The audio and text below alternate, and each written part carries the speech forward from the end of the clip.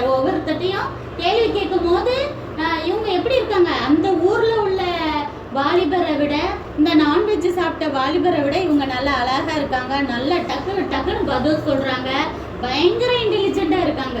அப்ப ராஜா பாக்குறாராம் 10 மடங்கு இவங்க இன்டெலிஜென்ட்டா இருக்காங்களாம். யாருக்கு கீழ்ப்படிஞ்சாங்க, அதனால ராஜா நல்ல பொசிஷன்ல உயர்த்தி வச்சாரு.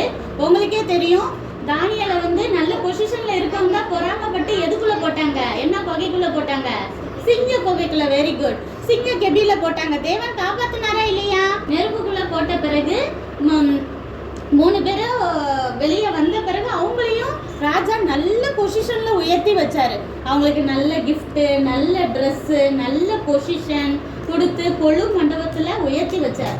அதே போலதான் நம்மளும் தேவனுக்கு கீழ்ப்படிஞ்சு பிடிக்காததை சாப்பிடாம இருந்து அவர் சொல்றதெல்லாம் நம்ம கட்டளைகளுக்கெல்லாம் கீழ்ப்படிஞ்சு தினமும் பைபிள் வாசித்து ப்ரேயர் பண்ண அவர் நம்மளையும் பெரிய ஆளுங்க பிற உயர்த்துவாரா இல்லையா? உயர்த்துவார் தானே.